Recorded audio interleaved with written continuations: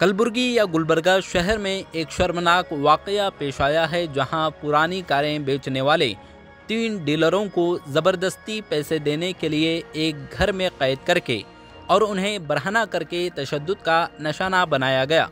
जानकारी के मुताबिक पुलिस ने इस केस के सिलसिले में कुल 8 मुल्ज़िमान को गिरफ्तार किया है। जिन 3 लोगों को तशद्दुद का निशाना बनाया गया, उनकी पहचान अर्जुनप्पा मादेवाल उम्र 30 साल सेडम तालुक़े के देवानूर गांव के रिहायशी हैं। दूसरा शख्स इस्तेमाल शुदा कारें बेचने वाले बेरापुर के ड्राइवर अब्दुर्रहमान उम्र 36 साल और इस्लामाबाद कॉलोनी के एक टैक्सी ड्राइवर मोहम्मद समीरुद्दीन उम्र 28 साल के तौर पर की गई है। वाक़ई की तफसीलात पुलिस शिकायत के मुताबिक ये वाक़या 4 मई को उस वक्त पेश आया जब अर्जुनप्पा अब्दुर्रहमान और समीरुद्दीन के साथ रमेश दोडामनी के मुतालबे के मुताबिक पुरानी कार दिखाने गए थे। इस केस के सिलसिले में पुलिस ने जिन 8 मुल्ज़िमीन को गिरफ्तार किया है वो हैं गैंगस्टर सद्दाम, इमरान पटेल, मोहम्मद मतीन उर्फ स्टाइल मतीन, मोहम्मद ज़ियाउल हुसैन, मोहम्मद अफजल शेख, हुसैन शेख, रमेश दोडामनी और सागर। ಒಂದಿಲ್ಲ ಒಂದು ಸಮಾಜದ ಮೇಲೆ ದಾಳಿಗಳಾಗ್ತಾ ಇವೆ.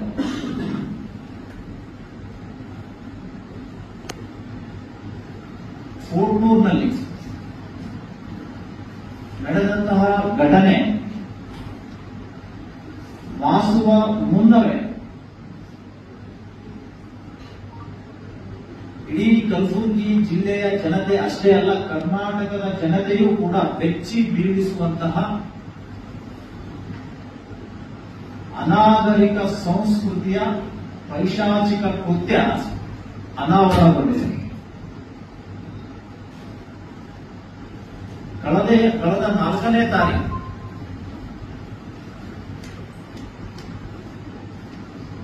ಇಲ್ಲಿರುವಂತಹ ಅರ್ಜುನ್ ಈ ಯುವಕ ಸೆಕೆಂಡ್ ಹ್ಯಾಂಡ್ ಕಾರ್ಗಳನ್ನ ತನ್ನ ಹೊಟ್ಟೆ ಉಪಜೀವನಕ್ಕಾಗಿ ಮಾರಾಟ ಮಾಡುವಂತಹ ಕೆಲಸದಲ್ಲಿ ಆತ ತೊಡಗಿಸಿಕೊಂಡಿರ್ತಾನೆ. ಈತನಿಂದ ಕಾರ್ ಪಡಿಬೇಕು ಅಂತ ಚಿತ್ತಾಪುರ ತಾಲೂಕಿನ ರಮೇಶ್ ದೊಡ್ಮನಿ ದಲಿತ ಸಂಘರ್ಷ ಸಮಿತಿಯ ಸದಸ್ಯರು, ಅಧ್ಯಕ್ಷರು, ಏನೋ ಒಂದು ಪದಾಧಿಕಾರಿ ಅವರಿಗಿದೆ. ಇವರಿಗೆ ತುಂಬಾ ಬರ್ತಾನೆ, ನೀನು ನಮ್ ಕಾರ್ ಕೊಡಿಸ್ಬೇಕು ಅಂತ. ಸರಿ, ಕಲಬುರಗಿಯಲ್ಲಿ ಒಂದು ಕಾರ್ ಇದೆ, ನಾನು ಕೊಡಿಸ್ತೀನಿ ಅಂತ ಹೇಳಿ ಅವರನ್ನ ಇವರು ಕೂತ್ಕೊಂಡು ಕಲಬುರಗಿಗೆ ಬರ್ತಾರೆ. ಇಲ್ಲಿ ಮತ್ತೊಂದು 2 ಮುಸಲ್ಮಾನ ಯುವಕರು ಇವ್ರ ಜೊತೆಗೆ ಸೇರ್ತಾರೆ. ಅದಾದ ನಂತರ ಎಲ್ಲರೂ ಕೂಡ್ಕೊಂಡು ಒಂದು ಗಣೇಶ್ ನಗರ್ ಹಾಗರ್ಗಾ ಕ್ರಾಸ್, ಆ ಹಾಗರ್ಗಾ ಕ್ರಾಸ್ ನ ವಕೀಲನ ಮನೆಗೆ ಹೋಗ್ತಾರೆ. ಅಲ್ಲಿ ಹೋದ ತಕ್ಷಣನೇ ಸುಮಾರು 12 ಜನ, 12ರಿಂದ 16 ಜನ ಮುಸ್ಲಿಂ ಗೂಂಡಾ ಪಡೆ ಸನ್ನದ್ಧಾಗಿ ನಿಂತ್ಕೊಂಡಿತ್ತು. ಆವಾಗಲೇ ಒಂದು ಸಣ್ಣ ಸಂಶಯ ಬಂದು ಅಲ್ಲಿಂದ ಪರಾರಿಯಾಗಲಿಕ್ಕೆ ಯತ್ನಿಸಿದ್ದಾರೆ. ಆಗ ಯುವಕರನ್ನ ಅವಾಚ್ಯ ಶಬ್ದದಿಂದ ಬೈದು ಒಳಗಡೆ ಎಳ್ಕೊಂಡು ಹೋಗಿ ಬಟ್ಟೆಗಳನ್ನ ಬಿಚ್ಚಿ, ಯಾವುದೇ ಬಟ್ಟೆ ಇಲ್ಲ ಶರೀರದ ಮೇಲೆ, ನಗ್ನ ಗೊಳಿಸಿದ್ದಲ್ಲದೆ ಮನಸೋ ಇಚ್ಛೆ ಕಳಿಸಿದ್ದಾರೆ. ಅವರ ಬೇಡಿಕೆ ಇಷ್ಟೇ, ಇವನಿಂದ 10 ಲಕ್ಷ ರೂಪಾಯಿಯನ್ನ ಪಡೆದು ಇವರನ್ನ ಬಂಧನ ಮುಕ್ತಗೊಳಿಸಬೇಕನ್ನುವಂತಹ ಸಂಚು ಅವರು ರೂಪಿಸಿದ್ರು ಅಂತ ಕಾಣುತ್ತೆ. ದುಡ್ಡು ಕೊಡದೇ ಇದ್ದಂತಹ ಸಂದರ್ಭದಲ್ಲಿ ಬ್ಯಾಟರಿ ಚಾರ್ಜರ್ ನ ಶಾರ್ಟ್ ಹೊಡೆಯುವಂತಹ ಒಂದು ಯಂತ್ರ ಇದೆ, ನಾವೆಲ್ಲ ನೋಡಿರ್ಬೋದು. ಆ ಯಂತ್ರದಿಂದ ಇವರ ಮರ್ಮಾಂಗಕ್ಕೆ, ಜನನಾಂಗಕ್ಕೆ ಕರೆಂಟ್ ಶಾಕ್ ಅನ್ನ ಕೊಡ್ತಾರೆ. ಬುದ್ಧಿಗೂ ಕೂಡ ಅದನ್ನು ಉಪಯೋಗಿಸುತ್ತಾರೆ. ಧ್ವನಿ ಎತ್ತಿದ್ರೆ ಆವಾಜ್ ಮತ್ ಬರುವಂತ ಭಯ ಆಗ್ತಾರೆ. ಒಬ್ಬನಂತೂ ತನ್ನ ಬೂಟಗಾಲಿನಿಂದ ಮರ್ಮಾಂಗದ ಮೇಲೆ ಕಾಲಿಟ್ಟಂತಹ ದೃಶ್ಯ ಇಡೀ ಮಾನವ ಕುಲ ನಾಚಿಕೆ ಪಡುವಂತಹ ಕೃತ್ಯ ಇವತ್ತು ಕಲಬುರಗಿ ಈ ನಗರದಲ್ಲಿ ನಡೀತಾ ಇದೆ ಅಂದ್ರೆ ಕಾನೂನಿನ ಸುವ್ಯವಸ್ಥೆ ಎಷ್ಟು ಹದಗೆಟ್ಟಿದೆ ಅನ್ನುವಂಥದ್ದನ್ನ ನೀವು ಅರ್ಥ ಮಾಡ್ಕೊಳ್ಬೇಕಾಗಿದೆ. ಕೆಲ ಕಾಂಗ್ರೆಸ್ ನಾಯಕರು ಚುನಾವಣೆಯಲ್ಲಿ ಕಣ್ಣೀರು ಸುರಿಸ್ತಾರೆ. ಕೋಟ್ನೂರು ಘಟನೆ ಆದಂತಾಗ ಕಣ್ಣೀರು ಸುರಿಸಲಿಲ್ಲ ಅವರು. ಈ ಅಮಾಯಕ ಅರ್ಜುನನ ಮೇಲೆ ದಾಳಿಯಾದಾಗಲೂ ಕೂಡ ಒಂದೇ ಒಂದು ಹೇಳಿಕೆಗಳನ್ನ ಕೊಡಲಿಲ್ಲ, ಕಣ್ಣೀರು ಸುರಿಸ್ತಾ ಇಲ್ಲ.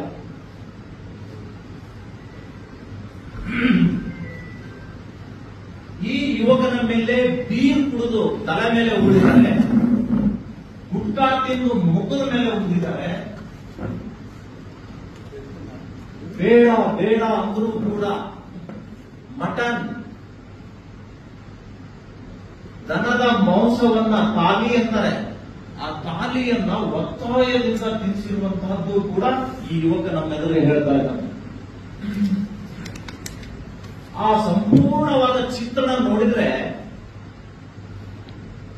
ನಮಗೆ ತಾಲಿಬಾನ್ ಮತ್ತು ಅಮೆರಿಕ ಯುದ್ಧ ನಡೆದಂತಹ ಸನ್ನಿವೇಶ ನೆನಪಾಯಿತು.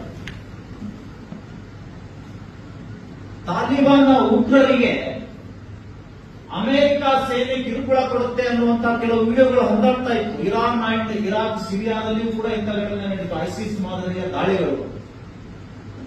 ಆ ರೀತಿಯಾದಂತಹ ದಾಳಿಗಳು ಇವತ್ತು ನಮ್ಮ ಕಲಬುರಗಿಯಲ್ಲಿ ನಡೀತಾ ಇದೆ ಅಂದ್ರೆ ಯಾರು ಹೊಣೆ ಇದ್ದು, ಯಾರು ಹೊಣೆ ಹೊರಬಂದಿದ್ದು? ಒಂದು ವಾರದ ಹಿಂದೆನೆ ರಾವೂರ್ನಲ್ಲಿ ಒಬ್ಬ ವೈದ್ಯ, ಆ ವೈದ್ಯನನ್ನ 4 ಜನ ಮುಸಲ್ಮಾನರು ಹಿಡಿದು ರೂಮಲ್ಲಿ ಹಾಕಿ ಅವನನ್ನು ಕೂಡ ಬೆತ್ತಲೆ ಮಾಡಿ ಬಾಯಲ್ಲಿ ಬಟ್ಟೆ ಕುರುಕಿ ಅಮಾನುಷವಾಗಿ ಕಳಿಸಿರುವಂತಹದ್ದು ಇವತ್ತು ಪತ್ರಿಕೆಯಲ್ಲಿ ಮುಖಪುಟದಲ್ಲಿ ಮತ್ತು ಮಧ್ಯಪುಟಗಳಲ್ಲಿ ಅದನ್ನ ಮುದ್ರಣ ಆಗಿದ್ದು ತಾವೆಲ್ಲ ನೋಡಿದಿರಿ. ಇಲ್ಲಿ ಕಾನೂನಿದೆಯಾ? ಇಲ್ಲಿಯ ಉಸ್ತುವಾರಿ ಸಚಿವರು ಬಹಳ ದೊಡ್ಡ ಪತ್ರಿಕಾಗೋಷ್ಠಿ ಮಾಡ್ತಾರೆ. ಕಲಬುರಗಿಯಲ್ಲಿ ಚುನಾವಣಾ ಆಯೋಗ ಸತ್ತೋಗಿದೆಯಾ ಅಂತ ಕೇಳ್ತಾರೆ. ಇವತ್ತು ನಾನು ಕೇಳ್ತಾ ಇದ್ದೀನಿ, ಇಲ್ಲ, ಜಿಲ್ಲೆಯ ಜಿಲ್ಲಾ ಉಸ್ತುವಾರಿ ಸಚಿವ ಪ್ರಿಯಾಂಕ ಖರ್ಗೆ ಅವರಿಗೆ ಇಲ್ಲಿ ಕಾನೂನು ಉಸಿರಾಡ್ತಾ ಇದೆಯಾ?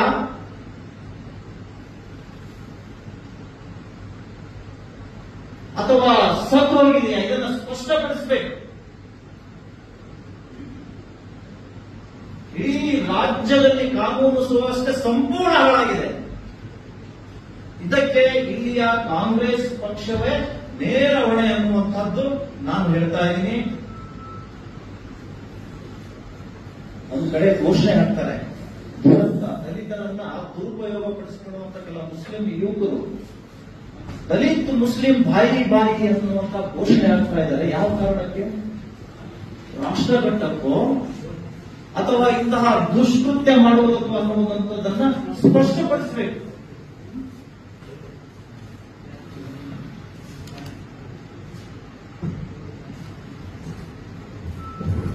ಟೋಟಲ್ ಆಗಿ ಇಲ್ಲಿಯ ಉಸ್ತುವಾರಿ ಸಚಿವರು ಇರಬಹುದು, ಇಲ್ಲಿಯ ಕಾಂಗ್ರೆಸ್ಸಿನ ಮಂತ್ರಿಗಳಿರಬಹುದು, ಇಂತಹ ಕುಕೃತ್ಯಗಳನ್ನ ಖಂಡಿಸುವುದರಲ್ಲಿ ಸಂಪೂರ್ಣವಾಗಿ ವಿಫಲವಾಗಿದ್ದಾರೆ. ಯಾಕೆ ಅಂತ ಕೇಳಿದರೆ ಅವರ ಬೇಡಿಕೆಗಳನ್ನ ಸರ್ಕಾರ ಪೂರೈಸಿಬಿಟ್ಟಿದೆ. ಹಾಗೂ ಇಲ್ಲಿಯ ಉಸ್ತುವಾರಿ ಸಚಿವರ ವಿರುದ್ಧ ಧ್ವನಿ ಎತ್ತೋಂಗಿಲ್ಲ. ಹೀಗಾಗಿ ಬಹಳ ಮೌನ ವಹಿಸಿದ್ದಾರೆ. ಇದು ಏನು ಸೂಚಿಸ್ತಾ ಇರೋದಂದ್ರೆ ಇದು ಮೂಕ ಸಮ್ಮತಿ, ಮೌನಂ ಸಮ್ಮತಿ ಲಕ್ಷಣಂ, ಬಾರಾಫ್ಕು ಮಾಫ್ ಕರೇಗಾ ಅನ್ನುವಂತಹ ಆಡಳಿತ ಇವತ್ತು ನಮ್ಮ ಜಿಲ್ಲೆಯಲ್ಲಿ ತಲೆ ಎತ್ತಿದೆ. ಡೈಲಾಗ್ ಹೊಡಿತಾರೆ, ಕಲಬುರಗಿ ಸೂಫಿ ಸಂತರ ನಾಡು, ಕಲಬುರಗಿ ಶರಣರ ಬೀಡು. ಇವು ಬರೀ ಬದನೆ ಶಾಸ್ತ್ರ ಹೇಳೋಕೆ ಬದನೆಕಾಯಿ ತಿನ್ನೋಕೆ ಅನ್ನುವಂಥದ್ದು ಇವತ್ತು ನಮಗೆ ಅದರ ಅರಿವಾಗ್ತಾ ಇದೆ. ಇಂತಹ ದಬ್ಬಾಳಿಕೆ ಗೂಂಡಾಗಿ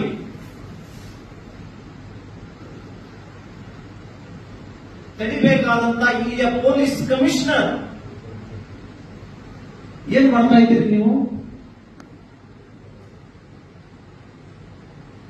ಜನವರಿ 23 ಕಲಬುರಗಿಯಾದ್ಯಂತ ದಾಳಿ ಆಯಿತು. ಇಲ್ಲಿವರೆಗೂ ಒಂದೇ ಒಂದು ಎಫ್ಐಆರ್ ದಾಖಲಾಗಲಿಲ್ಲ. ಘಟನೆ 4ನೇ ತಾರೀಕು ನಡೆದು 5ನೇ ತಾರೀಕು ಎಫ್ಐಆರ್ ಆಗಿದೆ.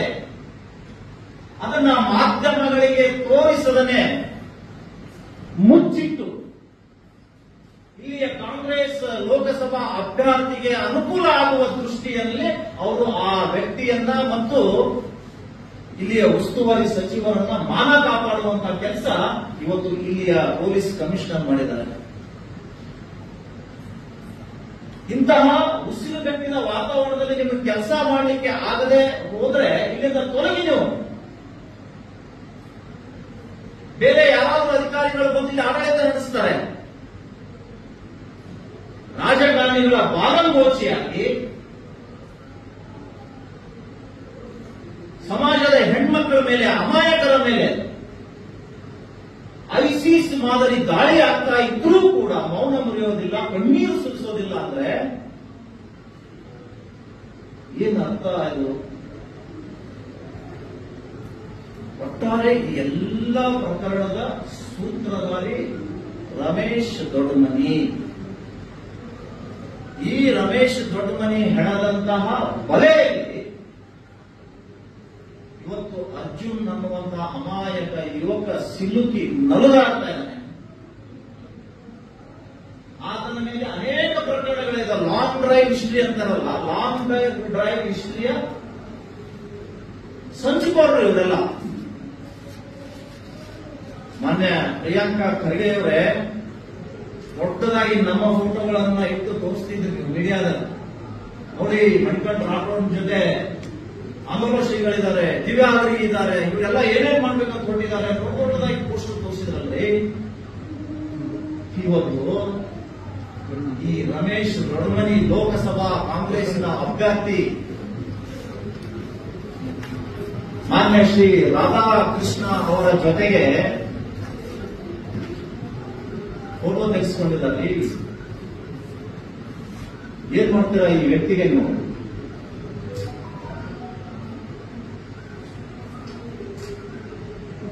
ಎರಡನೇದ್ದು, ಈ ವ್ಯಕ್ತಿ ಪ್ರಿಯಾಂಕಾ ಖರ್ಗೆ ಅವರ ಜೊತೆಗೂ ಕೂಡ ಭಾವಚಿತ್ರವನ್ನು ತೆಗೆಸಿಕೊಂಡಿದ್ದಾರೆ. ಹಾಗಾದ್ರೆ ನಾವೇ ನಂಬಬೇಕು? ನಿಮ್ಮ ದೇಶದಿಂದಲೇ ಇಂಥ ಕೃತ್ಯಗಳು ನಡೀತಾ ಇದ್ದಾವ, ನಿಮ್ಮ ಕುಮ್ಮಕ್ಕಿನಿಂದ, ನಿಮ್ಮ ಪ್ರಚೋದನೆಯಿಂದ. ಇದನ್ನ ಈ ಸಮಾಜಕ್ಕೆ, ಈ ರಾಜ್ಯಕ್ಕೆ ನಿಮ್ಮ ಅಭಿಪ್ರಾಯವನ್ನು ವ್ಯಕ್ತಪಡಿಸಬೇಕು. ಉಸ್ತುವಾರಿ ಸಚಿವರೇ, ಬಾಯಿಗೆ ಬಂದಂಗೆ ಮಾತಾಡ್ತೀರಿ. ಮತ್ತೆ ಜನರ ತಟ್ಟೆಯಲ್ಲಿರುವಂತಹ ನೊಣದ ಬಗ್ಗೆ ಮಾತಾಡ್ತೀರಿ. ನಿಮ್ಮ ತಟ್ಟೆಯಲ್ಲಿ ಕೊಣ ಬಿದ್ದು ಮಾತಾಡ್ತಾ ಇದೆ.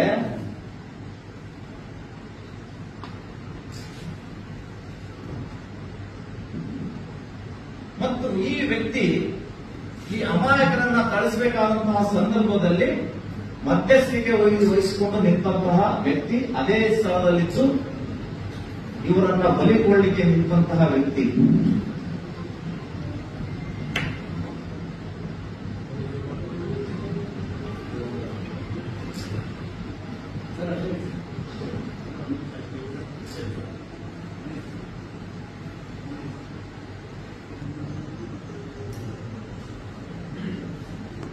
ಇಲ್ಲಿಯ ಪೊಲೀಸ್ ಇಲಾಖೆ, ಜಿಲ್ಲಾಡಳಿತ ಸಂಪೂರ್ಣವಾಗಿ ಉಸ್ತುವಾರಿ ಸಚಿವರ ಕೈಗೊಂಬೆ ಆಗಿರುವುದರಿಂದ ಕಾನೂನು ಸಂಸ್ಥೆ ಸಂಪೂರ್ಣ ಹದಗೆಟ್ಟಿದೆ, ಇನ್ನೂ ಹದಗೆಡುವಂತಹ ಸ್ಥಿತಿಯಲ್ಲಿದೆ.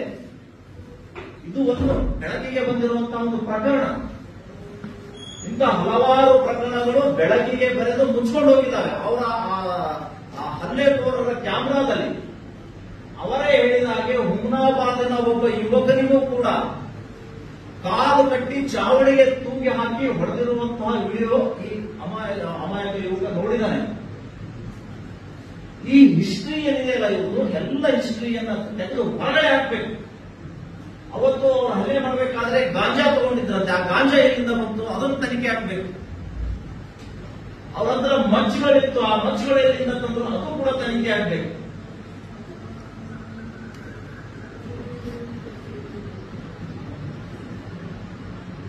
ಸೂತ್ರಧಾರ ಈ ರಮೇಶ್ ದೊಡ್ಡಮನಿಯನ್ನ A1 ಆಗಿ ಆರೋಪಿ ಮಾಡದೇನೆ A6 ಅಂತ ಆರೋಪಿ ಮಾಡಿದ್ದಾರೆ.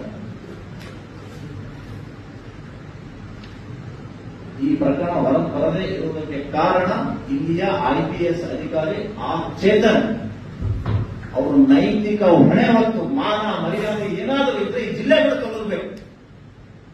ಇಲ್ಲಂದ್ರೆ ಇಂಥ ಅನೇಕ ಅಮಾಯಕರ ಪ್ರಾಣ ಹಾನಿಗೆ ನೀವೇ ಕಾರಣರಾಗ್ತೀರಿ ಅನ್ನುವಂತಹ ಎಚ್ಚರಿಕೆಯನ್ನು ನಾನು ಕೊಡ್ತಾ ಇದ್ದೀನಿ.